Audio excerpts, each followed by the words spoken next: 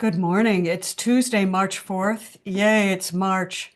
It's just after 10 and 10 o'clock a.m. And this is Training Wheels. This is offered through an open door, Cindy Krupp's website and YouTube channel. And she offers many different things on this website and channel, and all of them are worth joining and worth listening to. This is an hour that we spend talking about the daily lessons of A Course in Miracles. And today we are on lesson 23. I can escape from the world by giving up attack thoughts. It's funny because I read Training Wheels yesterday and thought, when I was writing it, I thought, oh, I'm really simplifying A Course in Miracles.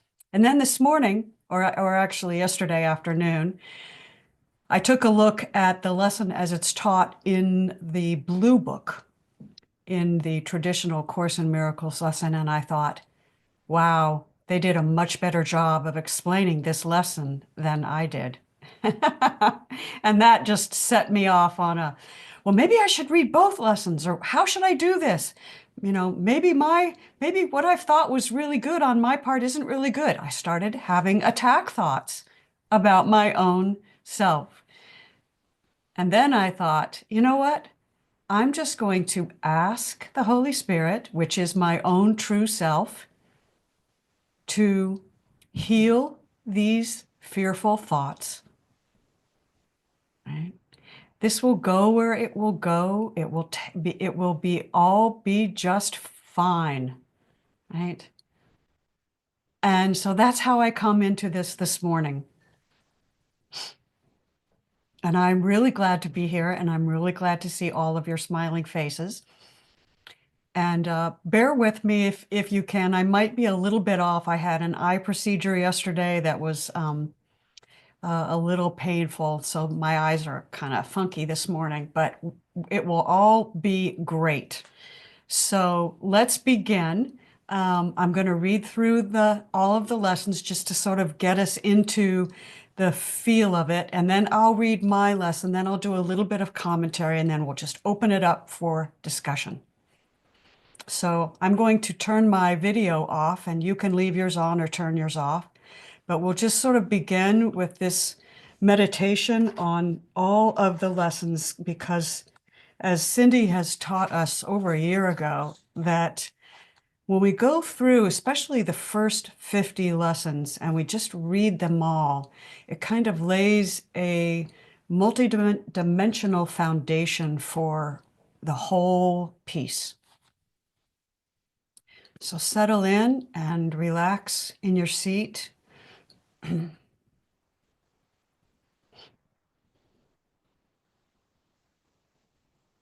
And place gentle awareness on your own breath as it arises. Breathing in and breathing out naturally.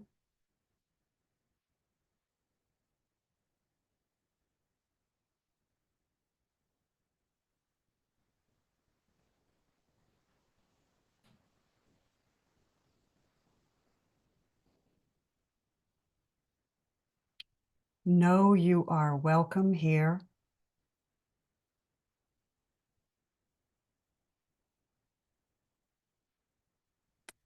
And be happy with yourself.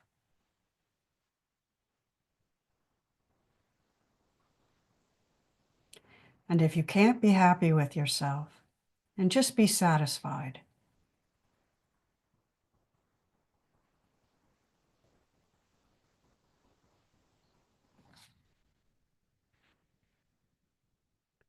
Nothing I see means anything. I have given everything I see all the meaning it has for me. I do not understand anything I see. These thoughts do not mean anything. I'm never upset for the reasons I think. I'm upset because I see something that's not there. I see only the past.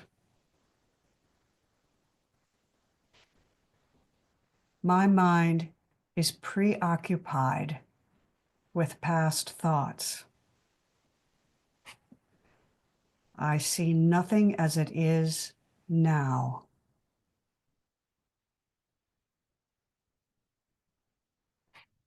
My thoughts do not mean anything.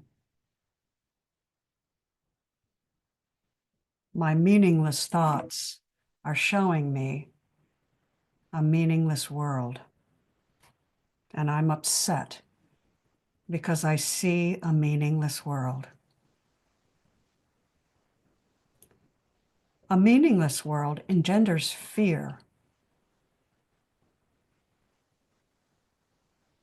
God did not create a meaningless world.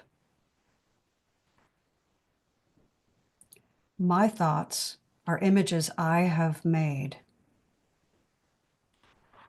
I have no neutral thoughts. I see no neutral things.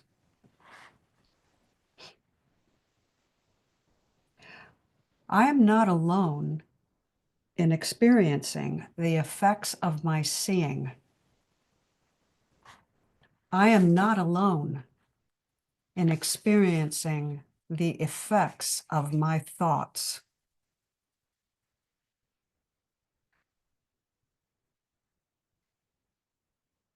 I am determined to see. I am determined to see things differently. What I see is a form of vengeance. I can escape the world I see by giving up attack thoughts. I can escape the world I see by giving up attack thoughts.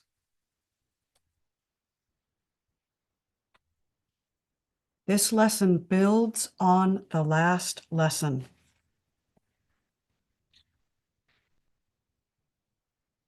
What I see is a form of vengeance. We have been told that our thought creates our reality. Every image, all people, all things, all places, and all events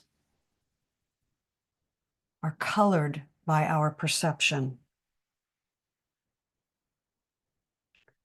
Mind is the cause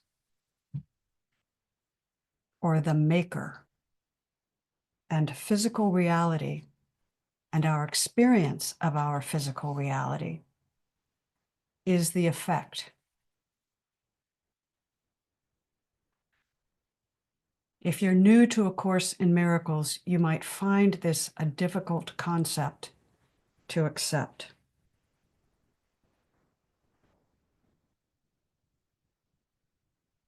Even if you are an experienced Course in Miracles student, you might forget this and have to relearn it multiple times during the day. And that's okay. But this understanding is where your true power lies. It's where humans as a species, first as individuals and then together as a species, begins its transition into spiritual adulthood.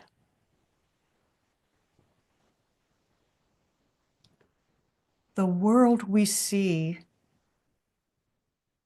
outside is a mirror of what is happening inside. There's no point in asking the world to change.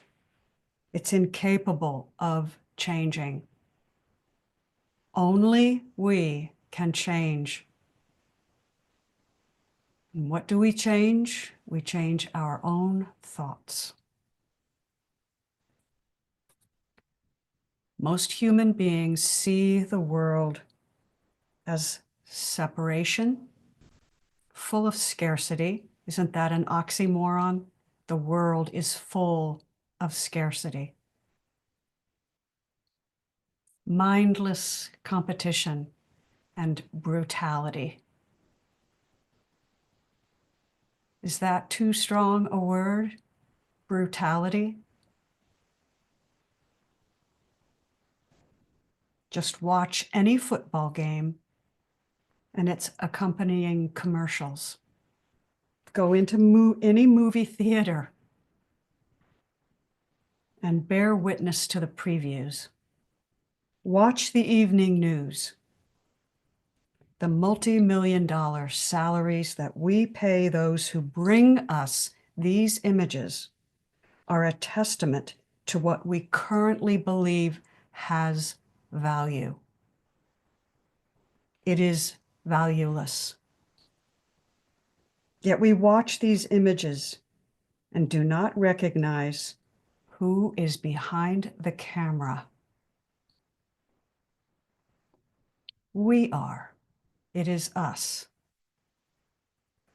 We are the image makers, created in the image of God with God's ability to create. We have created this world and everything in it, down to the last leaf on the last tree. If you are facing an illness or the loss of a loved one, these words may sound harsh. They may feel harsh and difficult or impossible to accept. And they should never, ever, ever be used to inflict guilt or shame. In this world where we have come to remember our divine inheritance, mistakes in thinking are part of the requirement. Mistakes in thinking are part of the requirement. We are literally remembering oneness. This is why forgiveness is a fundamental aspect of the new thought system that A Course in Miracles brings. Forgiveness is like sacred oil in the machinery of enlightenment. Its value cannot be overstated.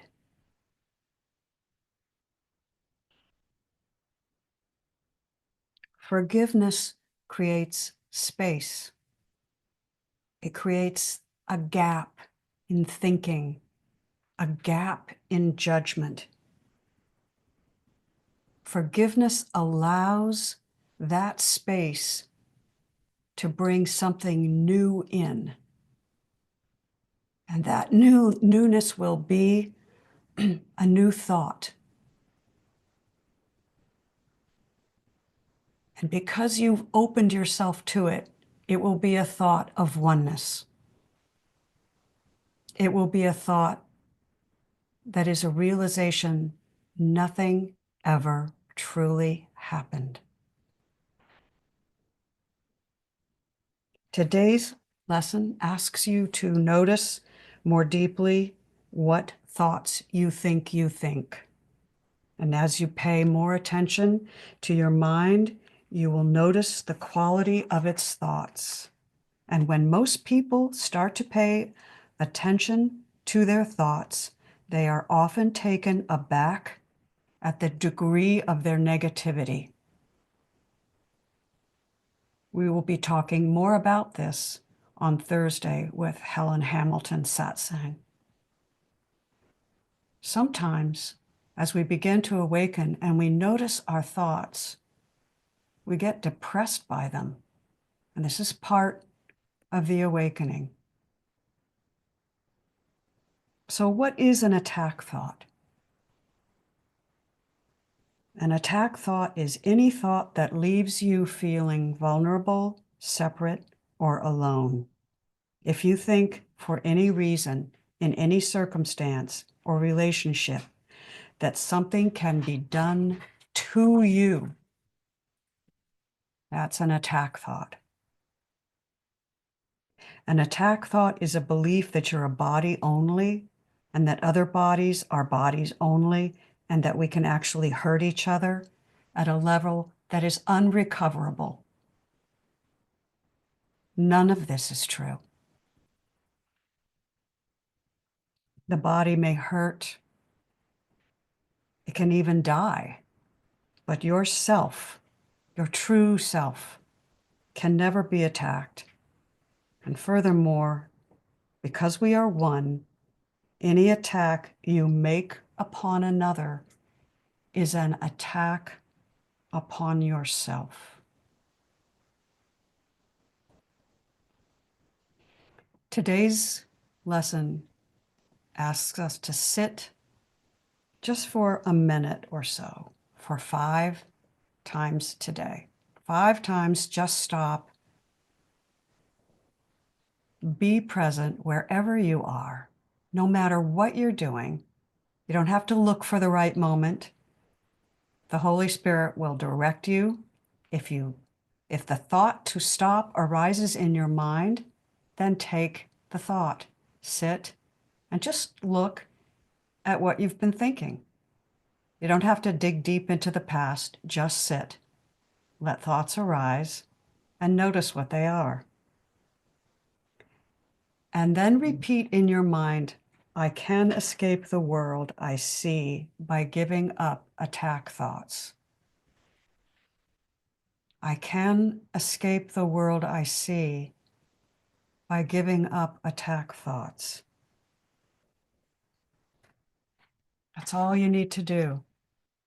It is important to repeat the lesson because this is a form of mind training. So if you notice as you sit that you've had attack thoughts or that they're arising in your mind, just repeat the lesson and then let the thought go. You don't have to jump on the train and ride it to the bitter end. Just notice the attack thought, repeat the lesson, and let it go. Another thought might arise, and then say again, I can escape the world I see by giving up attack thoughts. Attack thoughts about my neighbor, about myself, about my bank account, about politics, about war. It doesn't mean I don't have my response to it. It just means I don't jump on the train of thought and ride it to the next station. I just notice it, I allow it, and I repeat the lesson.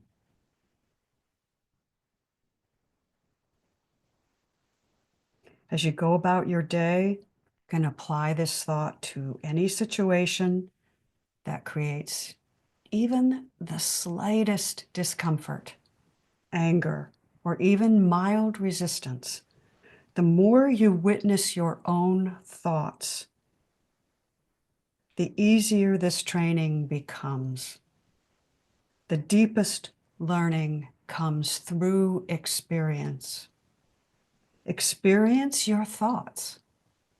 Watch what they tell you about your world. They're great informants. If your car breaks down or is stolen, if the computer blows up, if someone cuts you off in traffic or your bank account isn't what you want it to be, remind yourself that you are one with yourself and with your source. You are invulnerable.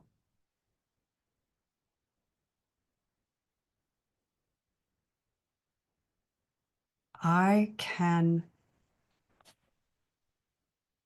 escape the world I see by giving up attack thoughts. This is the only way that we stop the cycle and get off the merry-go-round of separation.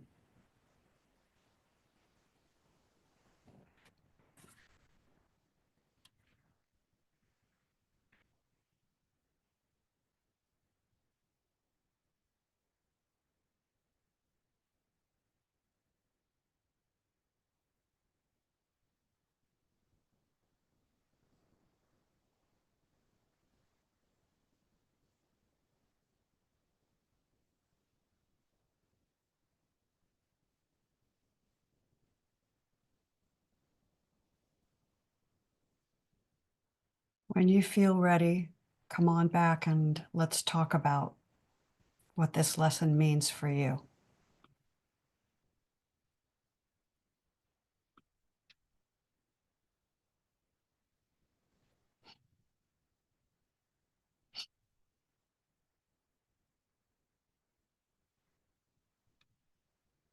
I have something I'm going to put in the chat room, see if I can make it fit.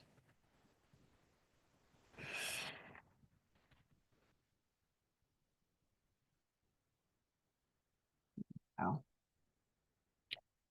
So that's just a way for us to maybe begin this. This is how I drew this out actually in my book here. I drew, when I was first doing this lesson, I drew a circle, a cycle to help me see this. And the circle begins with, I believe in separation. I believe I'm separate. So fear arises, and then fear arises, and I prepare for attack. And when I prepare for attack, I look for it, and I'll always find it. And when I prepare for attack, then subconsciously, I think that there will be vengeance against me because I've had an attack thought and I've prepared for it. And then that thought of vengeance comes right back around and makes me believe even more strongly in separation and fear. And thus the cycle continues around and around and around. Separation is reality. Fear is the response. Attack, preparation, or actual attack is the response there. And then vengeance comes. And when vengeance comes, it strengthens my belief in separation. And when my belief in separation is strengthened, my fear increases. Right? It goes around and around and around. And the only thing that stops that is direct intervention. I see my attack thought and I choose another way. I forgive myself for my attack thought. Oh my gosh, I hold myself with the tenderness of a mother who loves her child.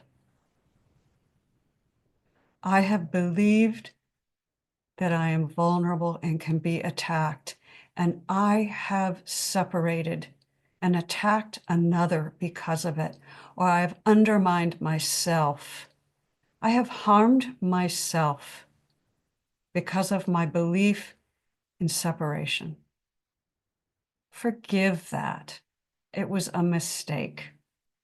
It's okay.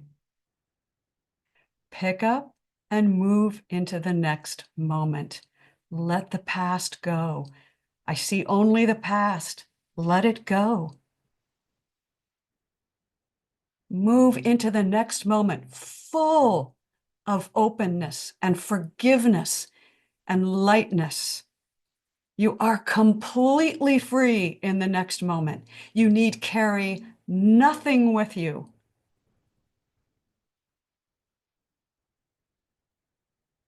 This is how the world changes.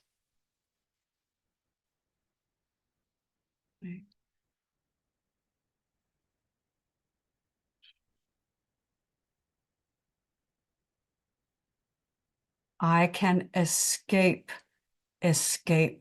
from this prison from this trap. I can escape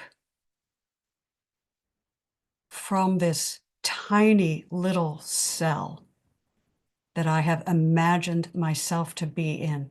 I can escape from the heaviness of the body, right? Just stop it. And yet, at 3 o'clock in the morning, when the thoughts come and come and come, we think, oh, how can I escape it? Let's talk. Let's talk about this. David, I'm going to call on you or you can feel free to raise your hand, but let's talk to Rana first. Rana, what do you have for us, sweetie pie? Well, thank you. Good morning, everyone. And that was a beautiful opportunity to sink in with you all because you're me, and it was really great. And I enjoyed the reading and the ad-libbing because I was following along in the book. And not to be, rigid or anything. Your ad-libbing was just beautiful, and I could just feel spirit just speaking to me through that, there were a couple of points. You said, notice the thoughts you think. What am I thinking about? Like usually I'll feel this slight disturbance. And then this pointer has been working so well this week. Wait a minute, what am I thinking about right now? And usually they're thoughts of future things appearing real, which I understand is attack in its own right. It's going to be bad. Don't trust it. You gotta make contingency plans. And I really appreciated the phrase, mistakes in thinking are part of the requirement. It's part of the whole game, right? Came back here to remember. So there's going to be these mistakes in thinking, and that's the game, right? And the more that I notice what I'm thinking, the easier it gets to spot. So I just want to share my direct experience with this. I had a cardiology appointment Monday. And prior to that, man, it's getting all up in it, right? I don't even need to tell you the rabbit hole because What I'll cut to the chase is I noticed what I was thinking about. And I asked, what am I believing? And I didn't even have to put pen to paper. Bang, there it was. If you go to the cardiologist, it means you're on death's door. It means you're sick. It means you're heading for the end. And so I told my friend Cindy, listen to the belief that I just caught. And what she came back with was hysterical, and it made me laugh. Like, what would the cardiologist think if he knew that I was going with this idea that he was like basically hospice care? It was terrific. And just keep that story really short, but it was just such a great opportunity. And it seemed to be fairly easy to catch it. And so what that did is it got this one excited to see what I can catch next. And then using, the prayer that we've been using, please heal my fear-based thoughts. So helpful. And may I just ask a question so you can address it later? This morning, what came to me, and it may be very basic, my ego is like minimizing and dumbing this down, right? Making me feel stupid for asking, but really, maybe it just needs to be said. Is that phrase, accepting the atonement for oneself? That equals forgiveness, correct? I just needed to reaffirm that for some reason. I went into this whole thing in your margin with my pen. And so to put aside any thoughts of like sounding stupid, I'm saying it out loud. So thank you for a place where I can try to align with honesty. Yeah, thank you. You said a couple of things. Bill Free and I have had, I totally respect Bill, but he and I have a different sort of interpretation of forgiveness. He thinks that when I say forgiveness, I mean, oh, I thought I did something wrong and I'm forgiving myself for doing something wrong. And that isn't what I mean at all. The forgiveness is the realization, the acceptance that it never happened, that there's nothing to forgive. And that's what opens the space, right? It's, oh, gosh, I was weighing myself down with, all these boulders, thinking I was piling them on top of me, thinking that I had done all this stuff. It's just taking all the boulders off. It's like the boulders are just crapola. They don't exist. There aren't any. But then I personally find it helpful because I was raised on Western guilt. I need that little spark. I benefit from that little spark that says, it's okay that you did that. It's okay that you believe that for a little bit. It's all right. You know, you're all right for that. It was a mistake. You were wrong. Okay. Sometimes I just need that. It's like a little hug, you know. And yeah, I, I'm all right with that, because I can't stay in the mental thing. You know, I can escape this world by giving up attack thoughts. Well, in the Rana tradition, I ask, who is the I who's escaping the world? And whose thoughts are they, right? And I was going to go into this long soliloquy about that because when I wrote this in 2019, I hadn't really gotten so deep into the non-dual teachings. But the truth is, the thoughts just arise, right? And so I can go directly now, because of the non-dual teachings, to they're just thoughts, you know? They're just arising. I could go straight into yeah, they don't mean anything because they're just arising. I am the oneness in whose awareness the thoughts of separation are arising. I am the oneness. And then there's nothing to forgive, right? I just go straight into, oh, I am the intimate, indivisible, infinite oneness. I am the space, the boundaryless space in which this thought is just coming up, right?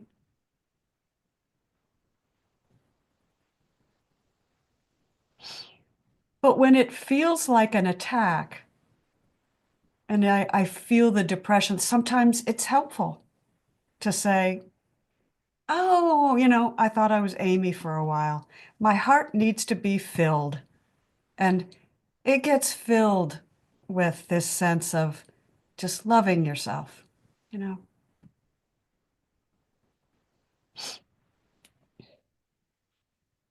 Patricia, thanks for being here. Oh my goodness. Are you kidding?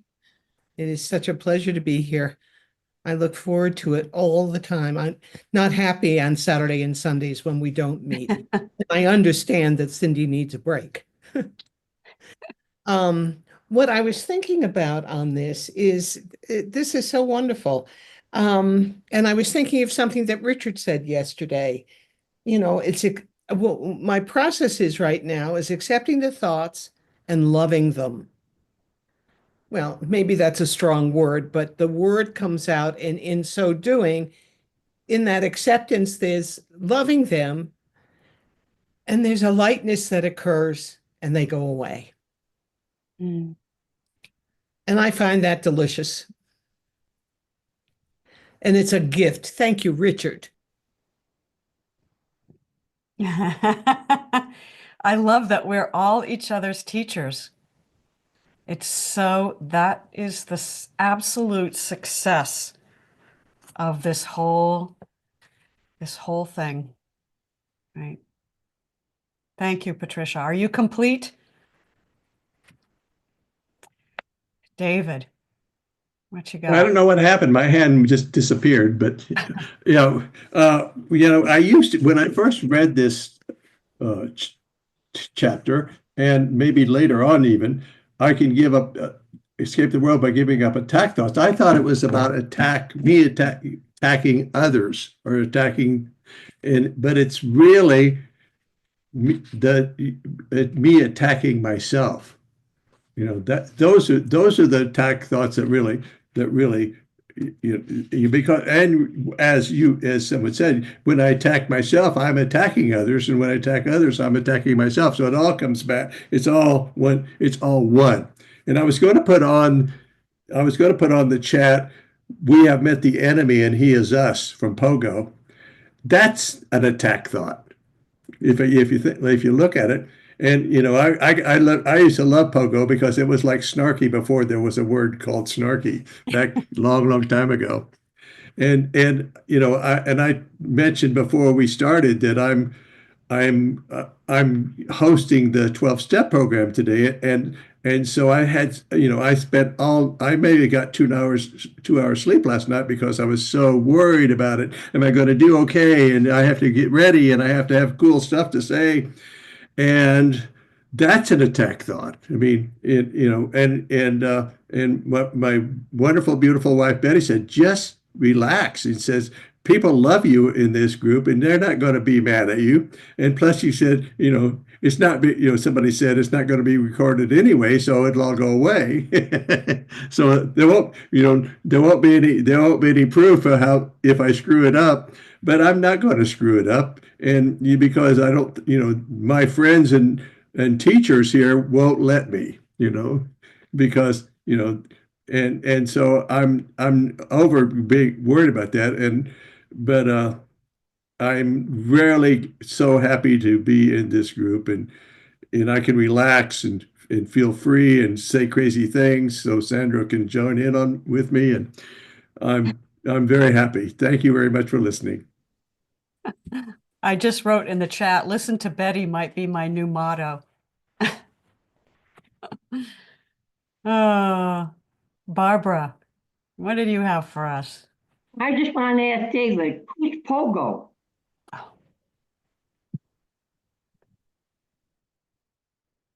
You got to unmute, David. It was a cartoon in the funny papers, probably in the 1950s. You could probably find it on Google, but it was, I don't know if it's still cool, but it was cool then. Pogo lived in the Ophikanoki swamp, and I don't know what Pogo was. Was he a possum? Maybe it was a possum. Yes, yeah. And he just wandered around and interacted with other crazy critters in the Ophikanoki swamp, and they had cool stuff to say. Very cynical, right? Right. I Yeah. only remember Garfield. Oh, This was God. way before that.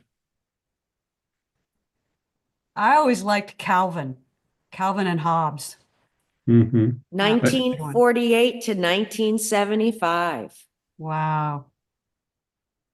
Wow.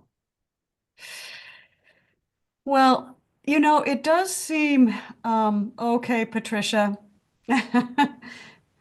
Have fun at the doctor's.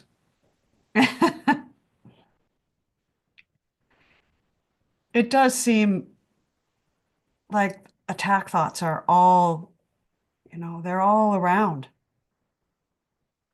And I think, one of the other things that I was tempted to go into this morning was, and A Course in Miracles doesn't deal with this except very minimally. And Cindy, please jump in here if you're so moved, because Paul Selig talks about this quite a bit, and it is mentioned in A Course, but it is what I'm talking about is the impact of the communal mind, our group mind. And I think that is, if we're going to stick to the non-dual teachings, which to me are the foundation and the direct path that always is just the most efficient way to look at things. It doesn't matter what the group mind is, but I think it does help inform in some ways. So when I first read this lesson this morning, I create my world through my thoughts. It's very important to think about who is that I that is creating the world, because I, the individual separated Amy, am actually part of a larger group of minds that believes it's separate. And that is how part of the context within which we all agree and have created this world. And I'm a part of that. So there is a group consensus that accepts this separated reality as real. But the point is that that group thought, that group mind, changes through each individual mind. And so my individual perception and my healing, each one of our individual healings, is what heals the group. And this is why A Course teaches us, and so many of the teachings say, no one gets left behind, because the group cannot ascend unless all of its parts ascend. And that is why each and every one of us is absolutely invaluable to the whole.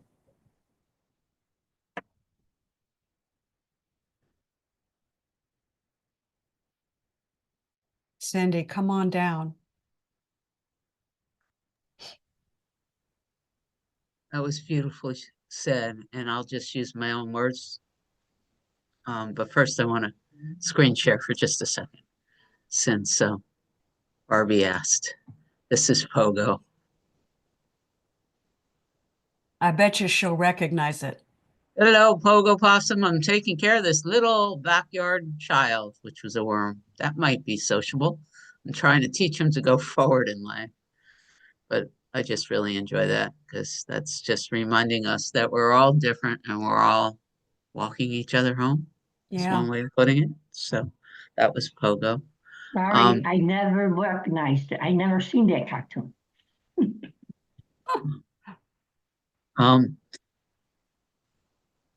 My verbiage of everything you just said, Amy, which was perfect, like I felt it in the cells of my being. The way I understand it from the guides merged with the teachings of the Course, the way it shows up with me. There is a collective consciousness or a communal mind that is creating the worlds we see. Yeah. So that releases me of a sense of guilt or personal, the weight of the world is on my shoulders, feeling like it's all my fault. That being said, the way I understand it from spending so much time with the guides and everything else is that I often say, what I've got to do right now is stay in the eye of the needle, which is a New Testament reference. Like I have to stay, that's being said. But the moment I say, well, there's nothing I can do, I'm projecting out into the world. So my sense of responsibility is continually cleaning up my own house. By that, continually surrendering, asking for the atonement, noticing the attack in my own mind, and being willing to surrender it to be healed. So, and as I do this, what I'm being taught is that my vibration raises, and just by that, the presence of the divine can be more easily felt here. It's not an ego thing, and that is my contribution to cleaning up or raising the vibration of the one mind. Yep. So the world is insane. It's a collective thing. Yes, I could do my part by feeling it fully and asking for the release. Can I read my choosing from the guides today that I wrote and I'm walking around with? It seems to be Yeah, related. yeah. Can I respond to that before you do? This is my hour and I'm going to take it. Um, this is the paradox that where we have our foot in two camps at once. Cindy said, I surrender my whatever, I surrender my attack thought to whatever.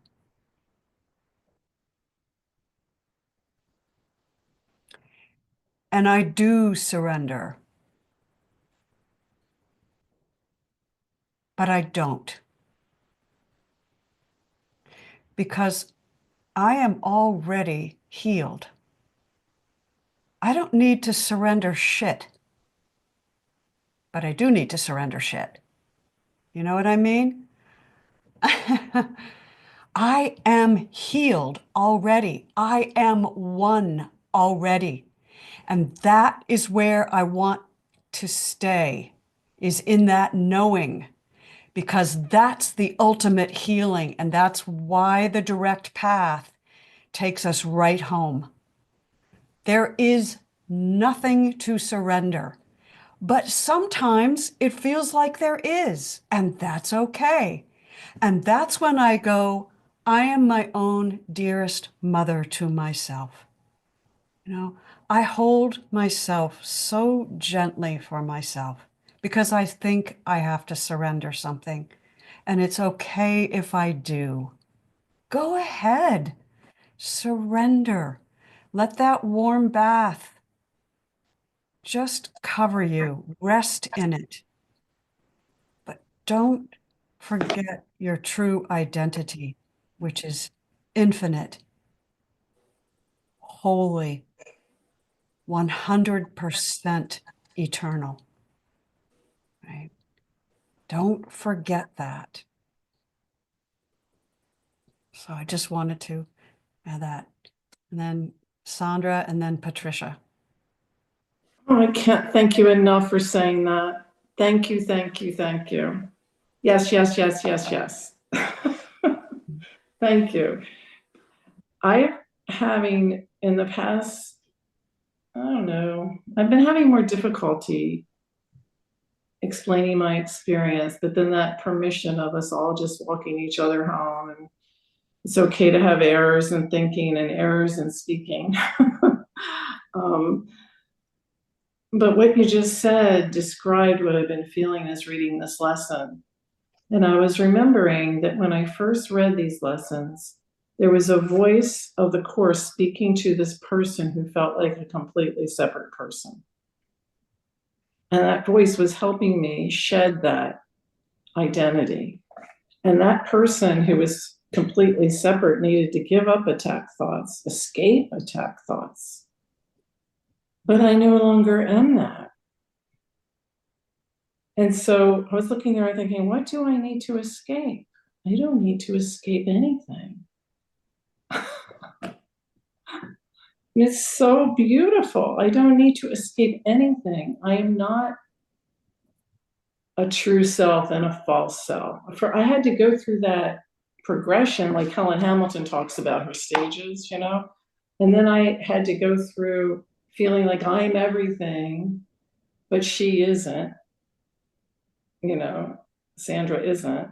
And I had to kind of separate from her. But now I'm like full circle. I'm all in. I'm all in on life. What did she say? Like, the formlessness is the life. I think she said that. I mean, she's just had such an impact on me, but it's so hard to describe that I'm not, there's that one part of me that has to escape from the other part of me. Because I'm not two parts anymore. I'm just one. I'm all back to being one, but not separate. And therefore, And this is the part where I'm probably making mistakes, so you all can correct me. But I can savor the life and the emotions. I don't have to escape from them anymore. But I experience them differently.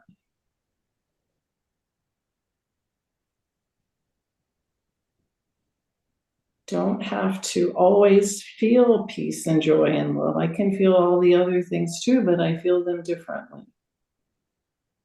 And I And they're can bask in it. they're experienced differently. Yes, They're but they are experienced. not negated. That's what I was trying to say yesterday. But it's very hard to explain this. But so I don't need to escape from the world I see. I'm in it. I love it. I love this life that I've been given to experience for a brief time. I taste it and see that it is good. And yes, I'm glad you're laughing because I feel like you might get what I'm trying to say, and even though Yeah. I'm saying it very well. But that's okay because you set the stage, you and Cindy set the stage that we're all here learning together. Yep. And therefore I feel free to try to attempt to describe. So as we go through these lessons now, it's totally different. It's true. Because I'm no longer that separated self. I don't identify with that any longer. And I'm not experiencing the world that way. And what I may have previously called attack, I'm kind of in the Byron Katie mode of it's all appropriate for what we're in. It's not attack or not attack. It just is. Thanks for letting me try. Sandra, can you say I am not a victim of the world I see? It can't attack me because I refuse to be a victim. And not only do I don't even have to refuse. Or just say, okay. Well, I understand we're limited by these words. Yeah. Yep. It's all just words. Yep. Oh, but it's just, and it's so like the whole idea of the guides. I'm so glad that I guess it was Cindy that introduced me to the guides, but yeah, that's all reinforcing. And it's like you're vibrating at a different level. So you're like, you can feel it. It's a whole body experience. And I don't want to escape any of that. Okay, that's enough. Stop it. Thank you very much. No, don't attack yourself by apologizing. Patricia, and then I'm going to call on Richard. Good morning. To build on what Sandra is saying and also on what David is saying, I just look at that. Look at this wonderful dance we do together. I have been writing some poetry. Well, meanderings, I think, is probably a more appropriate word for it. And one of the things that I realized is like how we're each other's teachers. It's like when I was born, my poor mother the tension was so great given to circumstances. My father was in the war, etc. And she couldn't nurse me. So I was starving to death. And finally, the doctor was called in and said, this child is starving. So then I was put on a formula and I've been fine ever since, of course. But I was thinking about that sense of hopelessness and how deep it goes and how that's something that we all experience because we all have the same themes as human beings. That helplessness, that hopelessness, that victim, as David was referring to. And my mother had victimhood down to a fine art, poor thing. And so these are the learnings. And this is the unlearning at this point. Yep. And that's what you're all helping me with. And I just wanted to say thank you. Mm. I'm going to love that hopelessness and that helplessness, Richard, and it's all your fault. And I'm delighted it's all your fault. Thank you. And one of the things I really love is that each one of us is unique. We are all perfect diamonds from Diamond Mind. We are completely whole and unique at the same time. And so that's the where we are each other's teachers. Richard. Well, morning, everyone. I love you all, and great talk. As always, great sharing. What I hear Amy and Sandra talking about is what I think of as liberation. My experience has been I had to be willing to surrender the self, the separate self, in order to realize I'm everything. Once I was able to get rid of the belief in the separate self, I then could open my mind to being everything, both the infinite and the finite, both the image in the dream and the dreamer of the dream. So, and that's what I'm finding as liberation, that I realize are part of the life of consciousness Cindy was talking about, and also and my role is, while I'm in the dream, is to manifest what I am in truth, so I can raise the consciousness of the whole entire sonship, so we all can go home because we're all one.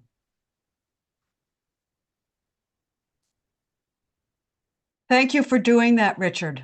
I appreciate that. As a part of you, as you. Thank you for doing that for me.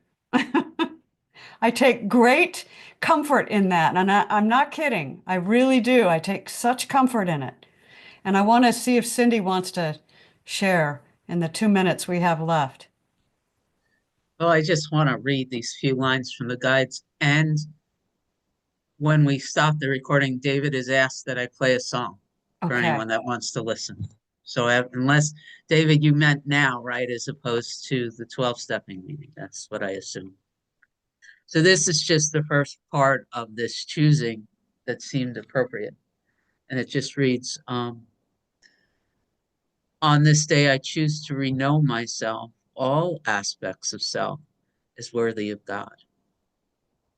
And as I agree to this, I say yes to the release of the denial of the divine that I have held consciously or unconsciously that contributes to my belief in separation. It goes on, but that was the part that I wanted to read into this space.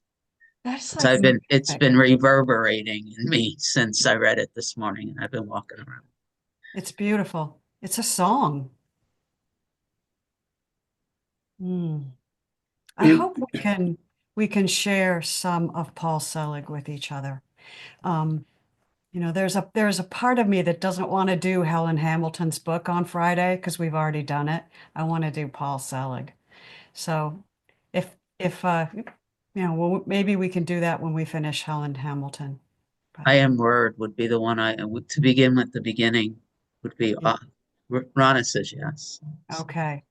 So Sandra says, just wanted to jump in, and hug you when you opened the discussion to the full integration of the self. Right back at you, Sandra. And David, we just go ahead, come on down. Well, I would say the song that I asked Cindy to play, because I've been so upset and anxious about all the stuff that's going on in the world, in the political part of the United States, and therefore the world. So this song is kind of like about how to deal with all that stuff. Okay. Thank you for that. Are you going to stop the recording, Cindy? Okay. What is the song, David? I may have to leave. I Heard An Owl by Carrie Newcomer. Oh, right. she's so good. Shall we play it? Yeah. All right. Here we go.